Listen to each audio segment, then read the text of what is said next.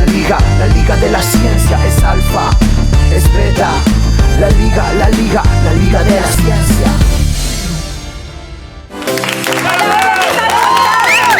Hola, ¿qué tal? ¿Cómo están? Muy bienvenidos y bienvenidas a un nuevo programa de la Liga de la Ciencia en su 6ª temporada. ¿Quién diría 6 temporadas de un programa que celebra la curiosidad, las dudas, las preguntas? Un programa en el que los conductores, los columnistas, las investigadoras están siempre deseosos de explorar el universo en el que vivimos, la tierra maravillosa que tenemos alrededor. Ay, Andy, qué lindo comienzo, te extrañamos. Ay, gracias. Ay, bueno, yo también los extrañé, pero vi los programas y me encantaron. Qué bueno. Me preocupé un poquito también porque hay una frase que dice: nunca faltes a tu trabajo, pueden darse cuenta de que no eres necesario. No, Andy, vos sos muy necesario. ¿Sí? Y todos allá estuvieron preguntando por vos y te mandaban muchos besos, así que bueno, estamos muy contentos. Me quedo más tranquilo, Por favor. Bien. Y bueno, vos estabas hablando de esto de las exploraciones a lo desconocido. Y bueno, la ciencia tiene mucho de eso, de aventuras a estos mundos por conocer, ¿no? Sí. Y cuando hablamos de eso también hablamos de un descubrimiento de las civilizaciones antiguas. Cuando hablamos de civilizaciones antiguas, lo que a muchos les viene enseguida a la cabeza es, por ejemplo, los egipcios. Tal vez les pasó recién. Bueno, muchas veces nos olvidamos, por cuestiones culturales tal vez, que de este lado del Atlántico hubo otro imperio también increíble. Se calcula que tuvo unos 30 millones de habitantes, que fue el Imperio Inca. Y con esto nos vamos metiendo en la clase magistral del día de hoy. Sí, porque un equipo interdisciplinario de la Facultad de Ciencias Exactas y Naturales de la Universidad Nacional de Cuyo hizo un descubrimiento que vino a derribar varias hipótesis. Encontraron construcciones incaicas más al sur de lo que se creía que el Imperio Inca había llegado, lo cual es muy sorprendente. Sí, interesante. Y para eso vamos a estar charlando con Víctor Durán. Él es investigador de CONICET y referente de este trabajo. Le damos un fuerte aplauso, vamos a estar charlando por Zoom.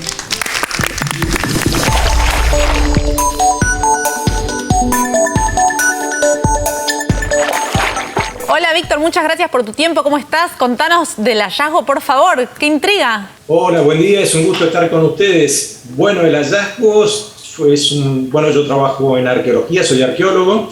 Estoy trabajando en el centro oeste de la provincia de Mendoza, en un área natural protegida que se llama Laguna del Diamante. Y hace menos de un mes, gracias a datos que nos dieron colegas, amigos chilenos que estaban haciendo estudios de imágenes satelitales, nos avisaron que había sitios muy extraños. Fuimos a visitarlos a principio de este mes y resultó que son 2 sitios incas con características muy particulares que no esperábamos encontrar ahí. Víctor, ¿qué características particulares?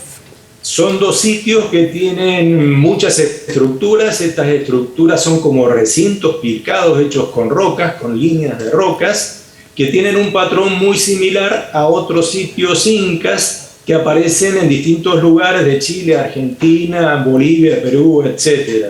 ¿Sí? En el caso particular de la Laguna del Diamante, no esperábamos encontrar sitios incas con estas características porque hasta ahora se entendía que los incas no habían llegado a este sector de la cordillera de los Andes. El límite del imperio inca, que venía desde Ecuador hasta el centro de Chile, pasaba por el norte de Mendoza, por lo que sería la cuenca del río Mendoza, y esto está a 200 kilómetros al sur, en plena cordillera, en el límite con Chile.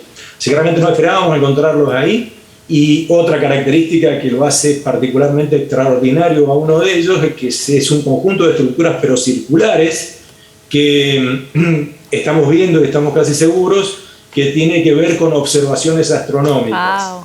Los incas le daban una importancia especial a las observaciones astronómicas porque a través de la observación del Sol, los movimientos del Sol, la Luna, estrellas, constelaciones, ellos calibraban su ciclo, su calendario agrícola y ritual. Que haya aparecido algo con estas características aquí en Mendoza realmente es algo muy llamativo y extraordinario, y eso es lo que nos ha hecho difundirlo a esto tan rápidamente. Realmente parece extraordinario, está buenísimo. Tengo un montón de preguntas. La primera es, ¿por qué recién ahora? Porque por lo que contás eran estructuras bastante grandes y las vieron por satélite los colegas chilenos, pero ¿por qué? ¿Es una región muy aislada? ¿Nunca nadie lo había visto antes? ¿O alguien lo vio y no se dio cuenta de lo que era? ¿Por qué ahora recién? Mira, tu pregunta es muy buena, realmente sí, es probable que en el pasado alguien haya pasado por ahí y no se haya dado cuenta de lo que estaba mirando, ¿sí? De todos modos tengan en cuenta que esta es un área sí, que está muy aislada, está a 3.400 metros sobre el nivel del mar en una reserva, en un área natural protegida. Esta zona hoy día no es de libre tránsito, es parte del área intangible de la reserva, Es decir, que realmente la gente no puede desplazarse por ahí porque, bueno, hay políticas de restricción del ingreso de humanos para proteger fauna y flora. Y a través de una imagen satelital de un estudio que se estaba haciendo en Chile, en una zona inmediata, limítrofe, bueno, aparece esta estructura. Afortunadamente también esta gente, Nicolás Palacios y Andrés Pérez de Chile, que tenían experiencia sobre sitios incaicos, perciben que estas estructuras tienen características propias de los incas y nos avisan a nosotros, que somos los arqueólogos que estamos trabajando en la región. Claro, lo tenían que ver ojos entrenados, ¿no? Como quien dice.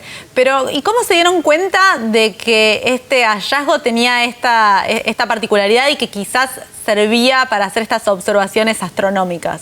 Esto, por lo pronto, el tema de las observaciones astronómicas es una hipótesis. Nosotros entendemos que es un lugar para observaciones astronómicas, porque tiene características muy particulares. Se trata de círculos de gran tamaño, que tienen círculos pequeños en su interior.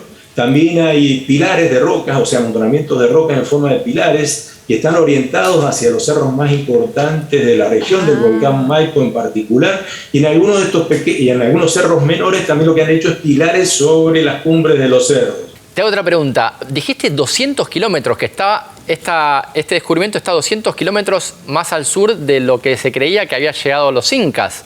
200 kilómetros me parece un montón. Entonces, ahí se me abren varias preguntas. Una, ¿se sabe por dónde llegaron? ¿Tienen especulaciones? Y la otra es, entonces, en esos 200 kilómetros imagino que hay que buscar porque tiene que haber otras cosas también, ¿o no? Sí, totalmente. Mirá, los estudios sobre incas son estudios que se han desarrollado hace mucho tiempo, primero por historiadores, después por arqueólogos. Realmente hay mucha información sobre lo que fue la conquista incaica. Y en esa información arqueológica e histórica lo que se había planteado es que los incas habían alcanzado un dominio pleno de los territorios que estaban del río Mendoza hacia el norte. En el río Mendoza pasa el camino del Inca, o sea que había restos arquitectónicos y arqueológicos muy claros que marcan que el camino del Inca y por ende los incas pasaban por este lugar y controlaban los territorios que estaban vinculados, ¿sí? Pero lo que siempre se planteó es que, bueno, el límite de este control pleno quedaba ahí. Hoy día, estudios como estos que están desarrollándose en la Laguna del Diamante demuestran, por el contrario, que realmente ellos que controlaban hasta el río Diamante, que es un río que está, como te decía, al menos a 200 kilómetros al sur de Mendoza, y bueno, cambia nuestra percepción de la problemática y nos obliga a buscar de otra manera. Claro. ¿Sí? Que realmente hay presencia de incas en donde no se esperaba que estuviera. ¿Y tienen alguna hipótesis sobre esa presencia? Porque bueno, vos también fuiste parte de un hallazgo histórico hace más de 35 años donde encontraron una momia, un ritual, ¿no? ¿Se sabe ese control en qué consistía? O sea, ¿por qué hacían todos estos trayectos? ¿Por qué fueron tan al sur? Sí, mira, realmente, bueno, sí, tuve la suerte, siendo bastante joven, de ir al Cerro Aconcagua, donde apareció un sacrificio humano. Una de las costumbres que tenían los incas, era parte de su religión, era generar ofrendas humanas, o sea, un sacrificio humano en los grandes cerros. Ellos entendían que los cerros, a los que llamaban Apu, Huaca o Huacas, eran lugares sagrados, que estos cerros eran otorgadores de recursos, por ejemplo, que el agua que ellos recibían y que necesitaban para sus cultivos venía de los cerros, entonces realmente los adoraban. Pero bueno, esto está demostrando que ellos tenían adoratorios, digamos, que sobre estos cerros hacían ceremonias y en estas ceremonias les pedían a sus dioses que les dieran los recursos que necesitaban para vivir, ¿sí? Esto tiene que ver con un tema también de dominación. Ellos dominaban a las poblaciones locales a través de la fuerza, como hacen todos los estados, y también, que resultaba más barato y más eficiente, es dominarlo a través de las ideas. Ellos imponen, adaptan también las religiones locales a las de los incas y comienzan a dominar de esa manera con un control de tipo ideológico, ¿sí? También lo que se sabe hoy día es que los incas estuvieron mucho tiempo. Hasta hace 10 años se consideraba que solo habían estado 40 o 50 años. Hoy se sabe que estuvieron en esta región más de 100. Y bueno, y en ese largo periodo de tiempo generaron estos lugares de ceremonias, de rituales, de observaciones astronómicas y también con fines económicos se movieron por cordillera durante bastante tiempo. Una pregunta, tal vez un poco ignorante de mi parte, pero cuando llegaron los españoles y los primeros exploradores europeos a estas regiones, ¿los incas todavía estaban y hubo confrontaciones o ya no estaban en ese momento? Para lograr el control de este enorme espacio que es Sudamérica, y sobre todo Sudamérica andina, los españoles tienen que conquistar el imperio que estaba, que era el imperio de los incas, ¿sí? Esto lo hace Pizarro, que termina por matar al último inca, que fue Atahualpa, y bueno, de esa manera los españoles logran el control de este estado que era enorme. Fíjate vos que venía desde Ecuador hasta el centro de Chile, pasando por Mendoza, ocupaba todo el noroeste argentino, Bolivia y Perú. Ah, mirá, qué interesante todo esto. Y para ir terminando, Víctor, ¿por qué pensás que es importante estudiar la cultura incaica, ir a estos lugares? Mira, es de distintos puntos, o sea, uno puede decir, bueno, es importante porque es parte de nuestra historia, ¿sí? Entonces es bueno saber cómo los incas llegan, controlan a través de la fuerza o a través del convencimiento a las sociedades locales. La llegada de los incas generó modificaciones importantes en las sociedades locales, ¿sí? Después la presencia de los españoles, un siglo después, un poco después, también genera modificaciones importantes en las sociedades locales. Y nosotros, de hecho, nosotros en este momento somos el resultado de esos contactos que tuvieron pueblos en el pasado. Así que es una manera de conocernos a nosotros mismos, conocer nuestro pasado. Y yo quiero saber un poco qué te pasa a vos y a tu grupo cuando hacen estos descubrimientos. O sea, yo soy bióloga, pero soy un poco una arqueóloga frustrada. Tengo que admitir que me da mucha envidia lo que debe ser estar ahí en el campo, descubrir, bueno, ya sea los restos de la momia hace 35 años, de haber sido muy emocionante ver un cráneo humano y decir qué pasó con esta civilización, o encontrar estas pircas y decir cómo fue, para qué se utilizaron. Desde la parte emocional, ¿qué nos puedes contar? Y con eso terminamos. Creo que compartimos, tanto biólogos como arqueólogos, con la gente que hace ciencia, lo que compartimos es curiosidad. Realmente nosotros somos extremadamente curiosos y andamos buscando cosas, y en la medida de lo posible buscamos ver cosas que alguien no ha visto durante mucho tiempo, en el caso nuestro. Entonces, realmente sí, encontrar sitios arqueológicos como este realmente te llenan de emoción. También abre mucho la imaginación, en eso somos muy imaginativos como arqueólogos, pero bueno, después esa imaginación, esas ideas que generamos en un principio, las tenemos que contrastar con evidencia arqueológica, como para que lo que hoy día estamos conjeturando a la larga se transforme en algo verosímil sobre nuestro pasado. Pero sí, realmente a mí me llena de emoción encontrar algo nuevo. Bueno, excelente, Víctor. La verdad que fascinante todo lo que nos contaste. Estoy absolutamente sorprendido. Esperemos que puedas volver en unos años o en unos meses a contarnos cómo evolucionó ese estudio, porque es todo muy reciente, ¿no? Lo que nos contaste fue de hace un mes atrás. Así que siempre será... Si ustedes tienen un poco de paciencia, nosotros en una semana vamos a ir de nuevo, porque justamente con estos colegas chilenos vamos a hacer un relevamiento con drones, con un dron allá arriba, aerofotogramétrico. Bien. Así que vamos a tener imágenes de excelente calidad, muy bien medidas. Y bueno, si ustedes tienen ganas de charlar de nuevo conmigo, va a ser un gusto para mí contarles lo que hicimos ahora. Tenemos ganas de ir, Víctor, tenemos ganas de ir. Sí, les recomiendo que vayan también. En todo caso, lo que podemos hacer para el año que viene, porque ya la temporada de visita a la Laguna del Diamante se cierra ahora, en una semana. Pero si ustedes tienen ganas, ver la Laguna del Diamante realmente es algo maravilloso. Yo les mandé algunas fotos. Hay, bueno, para los biólogos, la posibilidad de ver guanacos que están ahí a 10 metros del vehículo es realmente algo fascinante y es muy lindo el lugar. Muchas gracias, Víctor. Nosotros nos vamos, enseguida volvemos con Web 3.0. Acá bien variadito el programa de hoy. No se vayan, enseguida viene Consu a hablarnos de eso. Es alfa, es beta, la liga de la ciencia. Hay un portal, hay un sitio, hay un canal donde el conocimiento toma la palabra. Todo Ciencia. Todociencia.com.ar. Mucho más que noticias científicas.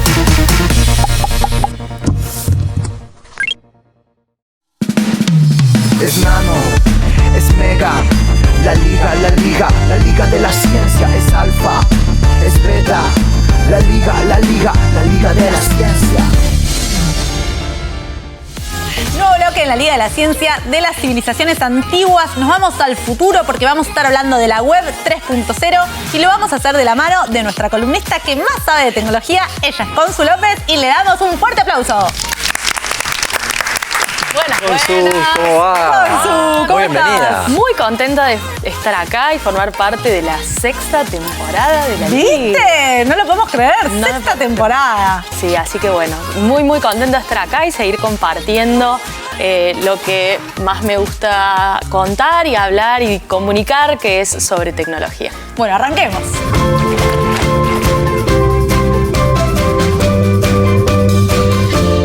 Bueno, Consu, vamos a hablar de Web 3.0.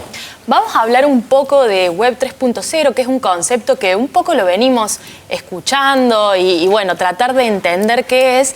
Pero antes de meternos de lleno a la 3.0, vamos a hablar un poco de qué son las etapas o las fases de Internet que, claro, digamos, tuvimos una 1.0 y una 2.0. Sí, a mí me vendría bien ese repaso. Vamos a hacer, digamos, un breve repasito de la historia de Internet. Internet nace en los años 60 en Estados Unidos con fines militares. En el contexto de la Guerra Fría, generaron un sistema a través del cual puedan acceder a toda la información de manera distribuida por todo el país en caso de un ataque. Claro, yo me acuerdo que se decía, yo era chiquito, de década del 90, la primera vez que escuché hablar de Internet, me decían, es un sistema para que si tiran una bomba nuclear en Nueva York, se pueda seguir trabajando desde Los Ángeles o viceversa, como que era eso, una red distribuida, ¿no? Algo así. Tal cual, y nombraste, digamos, dijiste la palabra clave, bomba, porque tiene sus orígenes en usos militares. Claro. Después esta red se fue ampliando, fueron ampliando sus usos. Principalmente empezó a usarse con fines científicos y académicos y la NSF, la Fundación de Investigación de Ciencia en Estados Unidos, Como si fuera el CONICET de allá. como si fuera el CONICET, una cosa así, genera un nuevo sistema, la NSFNet, que absorbe a este sistema que se había creado con fines militares, y esto sí fue como el embrioncito de lo que conocemos como Internet. Claro. De todas maneras, no fue hasta el 1991 que se habla de WWW, de lo que hoy conocemos como la World Wide Web, ¿sí? Y eso se crea en Europa, en el CERN, en el Centro de Investigación con Fines Nucleares Europeos. Que es un poco lo que le da la interfase a esta red. Es lo que es el sistema que se genera con fines de almacenamiento, búsqueda y acceso de datos. Claro. ¿Sí? Entonces estamos hablando... Pero ya en todo el mundo y usando lo que había nacido en Estados Unidos, pero centrándose ya no solo en Estados Unidos. Exactamente, ya con alcance mundial. O sea, ya había llegado a Europa y claro, ya llegó a muchos lugares del mundo. En el 91, ahí es cuando hoy, digamos, podemos hablar del Web 1.0. ¿Cuál es la característica de esta etapa? Es que tenemos sistemas solamente de consumo de datos. O sea, había una sola persona o una entidades que generaban información y los usuarios y usuarias solamente podíamos consumir esos datos, ¿sí? Lo que vino a traer la web 2.0, que también se conoce como una web social, fue que de repente los usuarios y las usuarias podíamos generar contenido. Y este fue el momento donde vemos nacer sistemas o plataformas como foros, Claro. blogs, incluso las redes sociales, ¿no? Claro. Donde ya pasamos a tener otro rol, los usuarios y las usuarias, y empezamos a generar y ser parte de los y las generadores de contenido. Claro, que fue bastante distinto el uso que se le daba. Yo me acuerdo que también en los 90 uno ni se imaginaba que iba a poder generar contenido para hacer en Internet y después, bueno, veamos lo que pasó. Exactamente, o sea, se creó como una forma de acceso lógico, una forma lógica de conectar esa información, pero bueno, fue evolucionando a que hoy, digamos, de hecho, hoy estamos transitando, ahora llegamos al 3.0, esta nueva etapa donde nosotros sí formamos parte de esa generación de contenido. todavía, digamos, estamos formando parte de esta transformación, o sea que no hay un concepto rígido de qué es el 3.0, sino que se manejan como diferentes definiciones y diferentes corrientes, pero a grandes rasgos lo que se llama como 3.0 es, por un lado, lo que se conoce como web semántica, que es usar los datos que nosotros generamos como usuarios para que la interfaz me los devuelva para hacer un mejor uso de esa web. Por ejemplo, recomendaciones de búsqueda en función a lo que yo genero y... Semántica como que te entiende la pregunta, ¿no? Vos podés preguntar cosas más genéricas sin conocer mucho lenguaje de programación, pero como que te la entiende, por eso semántica, entiende lo que hay un ida y vuelta. Hay un ida y vuelta. Entiende el significado de lo que querés preguntar. Exactamente. Hay un... Eso, Euge, muy bien, o sea, es como eso, hay un ida y vuelta entre el sistema y el usuario, digamos. No es que solamente estoy escribiendo un blog donde pongo información, sino que esos datos que genero también se usan para construir una interfaz que dé más información al usuario o la usuaria que esté del otro lado. Claro.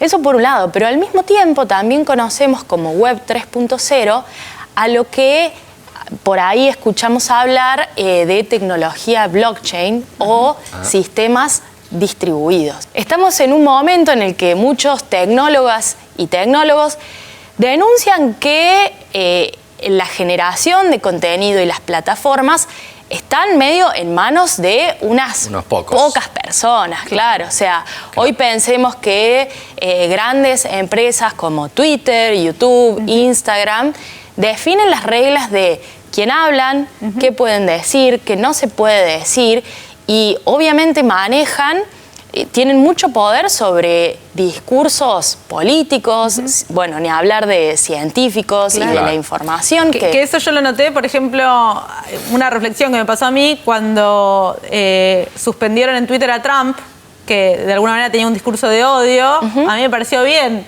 pero a la vez reflexiono y digo, claro, porque en eso estoy de acuerdo, pero ¿qué pasa el día que suceda con algo que yo no estoy tan de acuerdo? Entonces no me pareció tan bien. ¿Quién define qué es un discurso de odio? ¿Quién define qué es lo que está bien y lo que no está bien? Y en definitiva son canales, como vos decís, que están en manos de muy pocas personas. Exactamente. La Web 3.0 lo que viene a plantear o lo que viene a intentar romper es esa como hegemonía del poder de toda esta información que se genera en Internet y distribuirla y darle al usuario y a la usuaria un poco más de protagonismo, de voz y de voto en todo este sistema. Porque blockchain es una base de datos distribuida, ¿no? Al contrario de la base de datos de Facebook, Google o las grandes empresas, que ellos tienen los servidores, ellos son los que pueden darte o no acceso a esa información. Las tecnologías blockchain, que nacieron con Bitcoin, ¿no? Y en realidad, pero esas tecnologías blockchain son descentralizadas. No hay nadie que tenga el poder de decir vos accedés o vos no accedés, ¿no? Esa es un poco la idea. Exactamente. Por eso el blockchain entra acá. Miles y miles de pequeños nodos que tienen una partecita de ese procesamiento. No es que Facebook o una empresa en particular es dueña de todo ese procesamiento de la información, sino que se distribuye en miles de bloques mucho más pequeños. Claro. Entonces, no termino de entender, porque Internet surge un poco con esta idea de distribuir, por lo que decíamos hace un rato, de qué pasa si caía una bomba en un lugar y que la información esté distribuida. Y esta tecnología de blockchain, de alguna manera, es como la distribución de la distribución. La distribución de la distribución es hacer también de que las decisiones que se toman sobre esa información esté aún más distribuida y donde haya mucha más gente, o sea, principalmente usuarios y usuarias, podamos tener decisión sobre esas cosas que están pasando en Internet. Wow. Y en definitiva está buenísimo de que nos planteemos de que necesitamos descentralizar las decisiones en el mundo tecnológico, porque hoy todas nuestras vidas se rigen por un aparato que lo tenemos en nuestro bolsillo 7/24, pero al mismo tiempo un poco que sigue en manos de como de un mismo grupo de gente, y este grupo de gente siguen siendo hombres blancos, cisgénero, que mayoritariamente viven en Estados Unidos, que tienen una realidad muy diferente a la nuestra y que las decisiones que tomen ellos y ellas van a impactar en nuestras vidas y probablemente poco tengan que ver con las realidades que nosotros estamos viviendo. Claro. Ojalá sirva. Yo me acuerdo cuando empezó Internet, había como una esperanza de que ahora sí la información se iba a democratizar y eso iba a llevarnos a sociedades cada vez mejor, cosa que después no pasó. A mí cuando te escucho hablar, y escucho hablar muchas veces a la gente de blockchain, que dice que blockchain es la nueva tecnología que va a permitir cumplir con ese sueño, me da un poco de miedo, de esperanza, pero miedo, porque tal vez sí, pero ese discurso yo lo escuché al principio de Internet. ¿Será que ahora es diferente? Como dice Euge, yo como no entiendo tanto de la tecnología, se me hace difícil discernir en qué punto esta tecnología realmente va a permitir acercarnos más a ese sueño. ¿No? Lo que seguro es que no va a suceder solo, ¿no? O sea, ya sabemos que si no hacemos nada, va a seguir pasando lo mismo que pasó con Internet, que hizo falta personas, políticas activas para que las computadoras lleguen a todas partes, para que Internet llegue a todas partes. Entonces entiendo que con blockchain, bueno, lo primero es lo que está haciendo Consu, que entendamos un poco todo esto para que nos involucremos y activamente podamos tomar decisiones y tratar de que sí sirva para hacer un mundo mejor. Exactamente. Involucrarse es clave, democratizar el conocimiento del blockchain y de lo que significa una nueva forma de Internet también es clave, y estar muy atentos a qué es lo que sucede y trabajar para que el cambio sea real y no sea como, bueno, escuchar otra vez lo que ya venimos escuchando, sino hacer de que esta nueva fase de la vida, de la historia de Internet, realmente genere un cambio que permita a todos y a todas tener un voz y voto dentro de toda la información que se genera en el mundo. Excelente, Consu. Bueno, buenísimo, interesantísimo. Yo me voy esperanzada. Nos vamos esperanzados, sí, hay que esperar, yo también. Pero bueno, muchísimas gracias. Como siempre, clarísima, buenísimo tener una divulgadora científica como vos en el programa que nos desasna sobre estos temas de tecnología. Así que muchas gracias. Bueno, gracias a ustedes y bueno, y seguiremos hablando de esto durante la 6ª temporada. Seguro que sí. Genial, seguro. Genial. Bueno, nos vamos a un corte, pero enseguida volvemos con más La Liga de la Ciencia en la pantalla de la televisión pública. Ya venimos. La Liga de la Ciencia es alfa, es nano, es mega. La Liga de la Ciencia es alfa, es beta. La Liga de la Ciencia. Último bloque de la Liga de la Ciencia y seguimos a ritmo intenso porque la ciencia no descansa y si la ciencia no descansa la comunicación. Hace poco leímos un informe de algunos investigadores del CONICET que hicieron un relevo sobre la situación de la población venezolana en la Argentina. Para hablar sobre ese informe estamos con una de las investigadoras que participó. Ella es Ana Paula Penchazada. Ella estuvo en la Liga de la Ciencia, así que vuelve, le damos la bienvenida de nuevo. Ella es investigadora del CONICET en el Instituto Gino Germani de la UBA. Ana, bueno, bienvenida de nuevo. Bueno, muchas gracias por la invitación. Hoy vengo con otro tipo de información sobre migraciones, ¿no? Súper interesante el informe y la verdad es que yo no sabía que... ¿Puede ser que Argentina sea el principal receptor de migrantes de América Latina? Sí, es así. Argentina tiene el stock migratorio más importante de América del Sur, con 2.3 millones aproximadamente. Digo aprox porque la Argentina tiene su último censo es de 2010. Claro. Y por lo tanto la medición de las migraciones se hace en base a entradas, ingresos, salidas. Pero es impresionante que tenga más migrantes que Brasil, que es un país con 5 veces más población, por ejemplo. Sí, bueno, Brasil de hecho no es de los principales países receptores de migración. Qué increíble. Y ahí quería hacer como algunas distinciones que están buenas.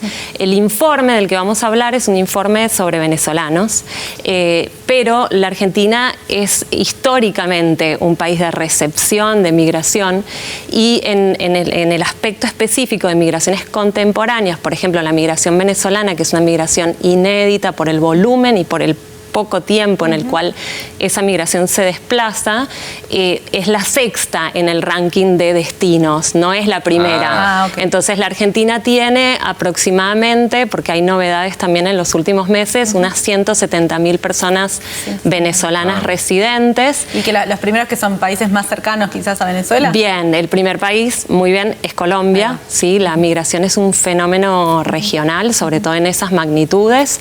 ¿Sí? Es lo que está pasando ahora con Ucrania, ¿no? Ustedes ven que en general los países de destino, digamos, los primeros países de destino son los que limitan con aquellos países de origen que están, digamos, enfrentando conflictos o crisis que hacen que las personas decidan partir. Entonces, es interesante porque Argentina es sexta en ese ranking. Y antes está Colombia, Perú. Bueno, tenemos Chile, es un buen contingente de migrantes llegó a Chile, pero fíjense qué interesante porque el fenómeno migratorio, y especialmente la migración venezolana, está cambiando el perfil migratorio de muchos países también. Originalmente, Venezuela era, junto con Argentina, el principal país de destino de migrantes de América del Sur. Sí. Y de hecho tuvo durante muchísimos años, mientras nosotros nos asolaban dictaduras, Venezuela era un país que tuvo la democracia, que solía tener la democracia más consolidada. No, puedo contar una historia personal. ¿No? Mi familia se exilió en el año 77, medio que tuvimos que escaparnos y caímos en Brasil casi de casualidad, pero el destino iba a ser Venezuela. Bueno, yo soy exiliada, o sea, fui criada en el exilio en Venezuela. Me crié, estuve 13 años viviendo en Venezuela, así que, o sea que este tema me eligió a mí. Claro, te iba a decir, wow. Claro, sí, la temática de las migraciones es una temática que de verdad me eligió a mí desde un lugar muy profundo. Y el estudio de la migración venezolana aún más porque me liga a Venezuela un pasado reciente de exilios y de migración, ¿no? Claro. ¿Y cuánta gente entonces, dijiste que esta fue una ola muy particular, ¿desde cuándo y cuánta gente más o menos se exilió en esta ola? Aproximadamente en Venezuela, digamos, de Venezuela hay discusiones también, porque es difícil medir la migración, no es tan sencillo. Sí, no hay nadie ahí contando en la frontera. No, porque dependes también de los registros de cada país, entonces no es tan sencillo, pero se estima aproximadamente unos 6 millones de personas que salieron de Venezuela, y a la Argentina actualmente tenemos unas 170.000 personas venezolanas. Cabe destacar que desde el inicio de 2021 descendió, ¿sí? Según los datos de la Dirección Nacional de Migraciones, ha descendido el número de venezolanos en Argentina un 3%, o sea, unas 5.000 personas se han ido en 2021, cosa que se está observando regionalmente también. ¿Y eso tendrá que ver con la pandemia o con que la situación acá en Argentina tampoco es tan amigable para ellos? Bien, siempre la migración tiene, digamos, está multicausada, ¿no? O sea, no hay una sola causa. Uno siempre tiene que ver cómo está el país de origen, cómo está el país de destino. En este caso, la Argentina está atravesando una crisis. Digamos, no hace falta que lo digamos, la estamos viviendo en vivo y en directo.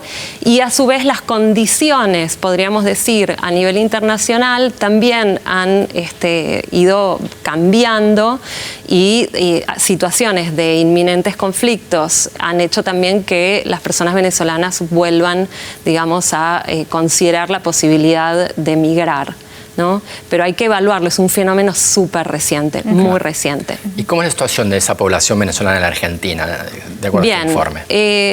A ver, es una migración reciente. ¿Por qué insisto en, hablar de las características de una migración es muy importante? ¿Por qué? Porque con la migración se produce un fenómeno que se llama de desplazamiento social, ¿sí? Por el mero hecho de migrar y de instalarte en un país que no es el tuyo de origen y en el cual no sos nacional, eso supone un proceso de desplazamiento que se agudiza y es más grave y acusado en los primeros años. Entonces, ahí vamos a encontrar que la migración venezolana, ahora vamos a dar un par vamos a hablar un poco de sus características, es una migración que tiene ventajas comparativas respecto de otras migraciones, ahora vamos a ver cuáles son esas ventajas, pero la realidad es que le toca migrar en un periodo complejo, en un periodo de crisis, ¿sí? Le va a tocar, digamos, a una porción interesante de esta migración que también es muy reciente, le va a tocar vivir la pandemia en pleno proceso de integración local, y entonces vamos a tener situaciones realmente muy complejas, ¿no? Lo que sucede es que muchos venezolanos y venezolanas terminan trabajando quizás con ciertas tareas y están sobrecalificados. ¿Es así? Bien, entonces hablemos de las características y veamos qué podemos pensar a partir de eso.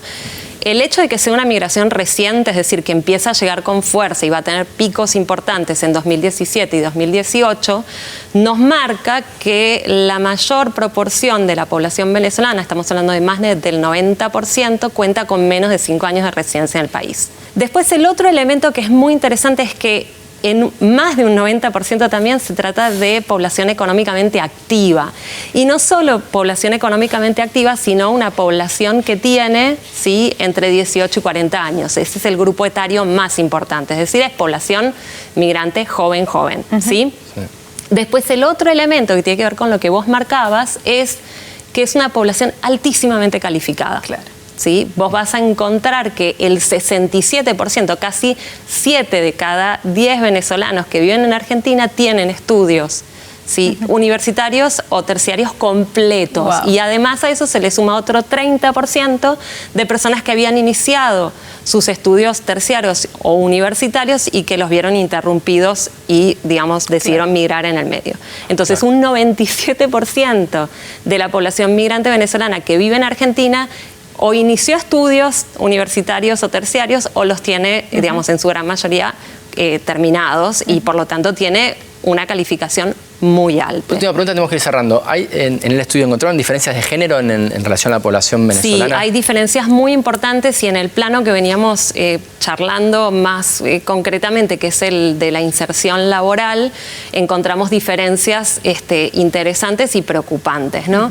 Las mujeres se encuentran en un lugar, digamos, más complicado, digamos, se encuentran más vulneradas a nivel laboral y fíjense que es interesante porque en términos de proporción digamos, de población con títulos universitarios y alta calificación, las mujeres están más calificadas que los varones venezolanos y sin embargo son las que se encuentran en peores condiciones de inserción laboral. Mayor desempleo, mayor peso de lo que se llaman los trabajos no remunerados, del sistema de cuidados. Sí, hay muchas más mujeres con hijos sin pareja venezolanas que hombres con hijos sin pareja, ¿no? Y estas son cuestiones también para analizar. La carga de cuidados, digo, le pasa a las venezolanas y nos pasa a nosotras también, ¿sí? Pero en el caso de las venezolanas se ve muy claramente, ¿sí?, que tienen, aún teniendo comparativamente una mayor, digamos, capacidad en términos de cualificación y de formación, eso no se traduce necesariamente en mejores condiciones de inserción en el mercado laboral, por cuestiones que estábamos hablando. Lo último que quedaría decir tiene que ver con la cuestión documentaria, ¿no? Parece, digamos, algo menor, pero traten de vivir en la Argentina sin un DNI, ¿no? Entonces, lo que nosotras encontramos también, y eso es lo que muestra el informe, en cada una de las áreas que analizamos, acceso a la vivienda, acceso a la seguridad social, acceso al mercado de trabajo, es que el DNI, digamos, es ser o no ser en la Argentina, ¿sí? Traten de comprarse un celular, de sacar una línea, de firmar un contrato de alquiler, o sea, de verdad hay una ponderación, una importancia del acceso a los papeles que en el caso de las migraciones recientes es el tema, que en el caso efectivo de la migración venezolana vamos a ver que tiene un impacto enorme en todos los órdenes de la integración, ¿no? Bueno, Ana, muchísimas gracias. Nos dejás muchísimo para reflexionar, realmente interesantísimo. Espero que vuelvas y nos sigas contando. Esperemos que mejore la situación de la población venezolana, por supuesto. Sí, qué importante el trabajo que hacen porque hay mucho por hacer para mejorar la situación y eso va a beneficiar a tanto a los venezolanas como a los argentinos y argentinas también. Absolutamente. Siempre hay que pensar en lo que aportan las migraciones, que es algo que se soslaya generalmente en el debate público, ¿no? Excelente. Muchas gracias, Ana. Bueno, gracias a ustedes. Gracias. Bueno, y nosotros seguimos con más La Liga de la Ciencia. Llegó el final del programa, llegó el Club del Nerd. Claro que sí, el Club del Nerd en la 6ª temporada de La Liga de la Ciencia. Nos vamos a poner verdes. ¿Sí? Sí, nos vamos a poner verdes porque La Liga de la Ciencia, si algo le preocupa, pero también le ocupa, es el ambiente. Y esta vez vamos a estar conociendo una ONG fantástica que se llama Un Árbol y vamos a estar charlando con Laura y Rodrigo sobre qué hace su organización.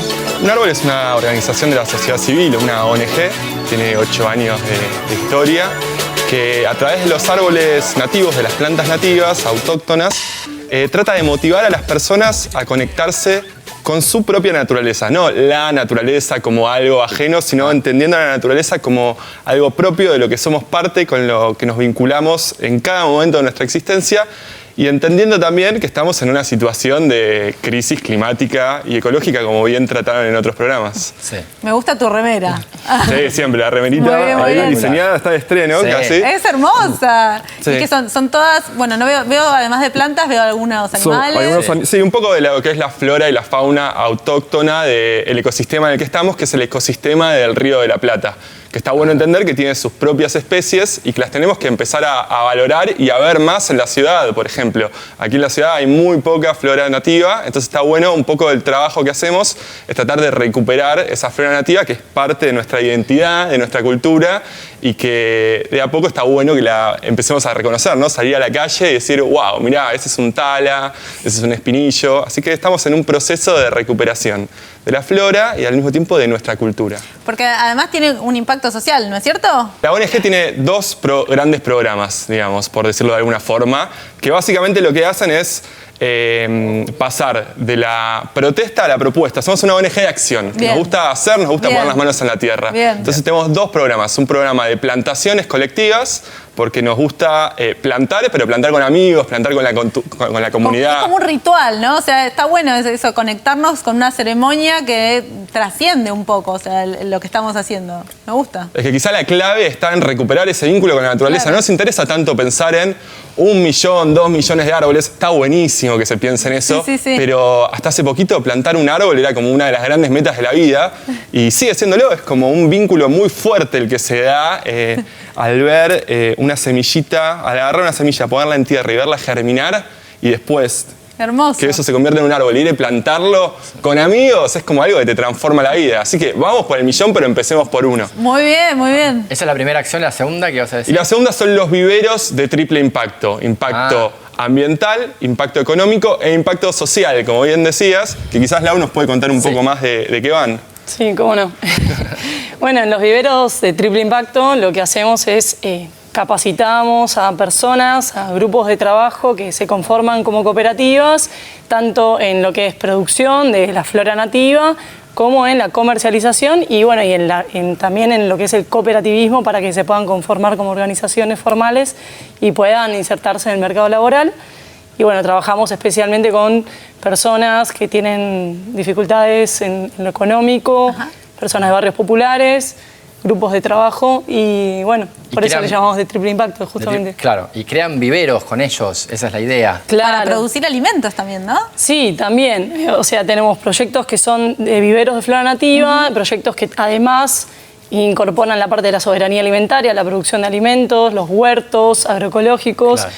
Entonces, por ejemplo, les cuento del caso de Rodrigo Bueno. Un caso que nos gusta decir como un caso de éxito, o que queremos mucho, por decirlo de otra forma. Sí, tenemos un corazoncito ahí en ese proyecto.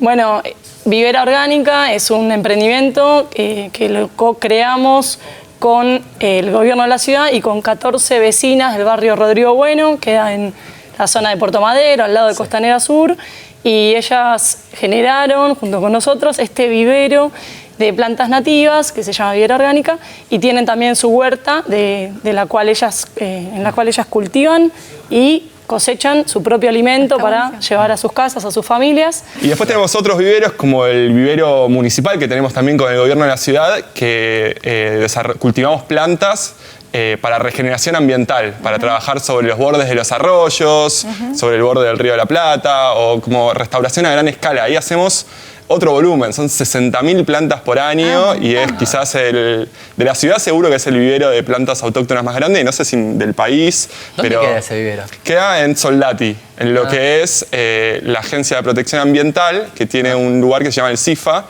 Ahí adentro hay un vivero, que también es un proyecto que le presentamos al gobierno le interesó, nos dijo, bueno, dale, hagámoslo en conjunto, y capacitamos a 4 personas de Villa 20 a través de unas becas, y esas personas hoy, 4 años después, son las encargadas de llevar adelante el día a día de ese vivero. Entonces tenés por un lado lo ambiental, por otro lado lo social y lo económico, acá como esa idea triple impacto que a veces queda como una abstracción total. Y si yo quiero plantar un árbol con ustedes, ¿cómo tengo que hacer? Bueno, trajimos un kit para salvar el mundo, que es un kit de siembra de árboles nativos, que quieren, si acá kit de siembra de árboles nativos, a ver. Claro, es un kit que incluye su propio empaque, son 2 macetitas biodegradables. Hermoso. Tiene una 2 bolsitas de tierra.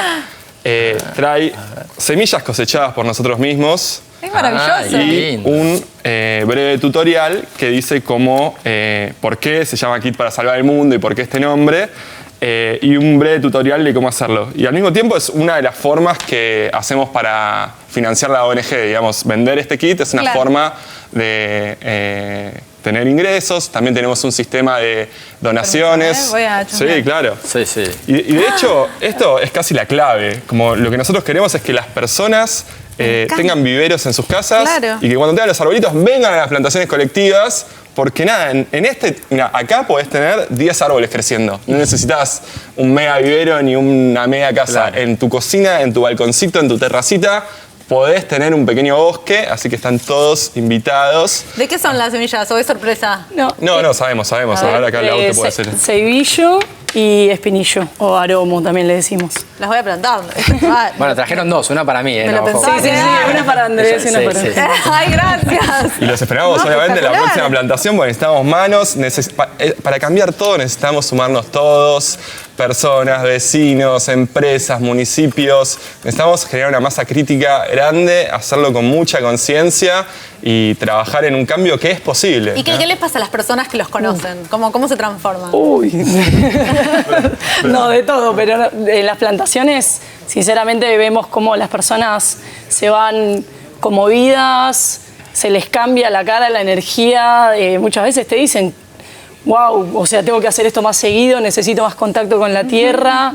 Es un momento muy hermoso realmente de unión y de celebración y para nosotros es una fiesta realmente porque tratamos de que sea una fiesta. ¿Cualquiera puede formar parte? ¿Cualquiera se puede acercar a la ONG? A full, sí. De hecho, el domingo hicimos una plantación, la anunciamos por Instagram, el que quería se podía anotar como voluntario, el que no podía ir podía donar un árbol, el que no podía ir se podía anotar para la próxima. Y fuimos más o menos 700 personas y plantamos 300 árboles. ¡Un montón! Sí, ahí ¿Dónde lo hicieron? En San Miguel, en la Reserva Ecológica El Corredor, que es un espacio que acompañamos hace 8 años, que era un chatarrero. Había, la primera vez que fuimos, había autos ahí, judicializados, tirados. Y es un bosque, no la podés creer. ¡Qué maravilla! O sea, la Vera Reconquista, un lugar muy lindo para ir a conocer también, si todavía no fueron. Qué bueno. Lindo, bueno, acá en el Zócalo vamos a poner los contactos de las redes sociales para que el que quiera acercarse a la ¿Tienen Instagram? ¿Tienen una web? Tenemos una web. Instagram, unarbol_ONG, la web unarbol.org. Nos pueden escribir, estamos ahí contestando todo el tiempo y nos interesa juntarnos y conocernos, básicamente. Bueno, excelente, chicos, un trabajo hermoso, así que felicitaciones, muchísimas gracias y bueno, tendremos que ir, Euge. Claro que sí, yo voy a plantar, voy a seguir las instrucciones. A mí me da vergüenza porque soy bióloga, pero de plantas mucho, la verdad es que no sé, así que tengo un montón por aprender. Yo creo que lo que tenemos que hacer para contagiar el amor por la naturaleza y para sentirnos parte de esa naturaleza es hacer más de estos rituales como los que proponen ustedes, que son una celebración. Es que totalmente, el árbol ancestralmente era un lugar de ceremonia, era el templo de los pueblos ancestrales, era el lugar donde se firmaban los pactos de paz. No se hacía la guerra abajo de un árbol, se firmaba la paz en árboles de acá de la ciudad. Era un lugar para tomar mate, para estar a la sombra, era donde se festejaban casamientos. Claro. Y es muy loco, como vos decís, no tengo mucha experiencia, pero cuando pones la mano en la tierra, es como que tu mano va sola, entonces algo medio ancestral se despierta en vos y te va apoderando y ahí se genera como el gran cambio. Bueno, muchísimas gracias por venir. La verdad que un placer escucharlos. Es muy lindo también cómo lo comparten. Muchas gracias por invitarnos. Muchas gracias y bueno, se pasó volando, pero se terminó el programa. Se terminó el programa, pero no se preocupen porque queda más. La Liga de la Ciencia, ¿cuándo? La próxima semana, acá en la pantalla de la televisión pública. Chao, nos vemos. Es nano, es mega. La liga de la ciencia es alfa, es beta. La liga de la ciencia. Yeah, one shot. Hey yo, un protón muy excitado, un neutrón descolocado, un genoma descifrado, un fantasma del pasado, un microbio liberado, un pronóstico acertado, un desastre anunciado, un volcán descontrolado. Es nano, es mega. La liga de la ciencia es alfa, es beta. La liga de la ciencia. Yeah, one shot. Hey yo, un protón muy excitado, un neutrón descolocado, un genoma descifrado, un fantasma del pasado, un microbio liberado, un pronóstico acertado, un desastre anunciado, un volcán descontrolado. Es nano, es mega. La liga de la ciencia es alfa, es beta. La liga de la ciencia.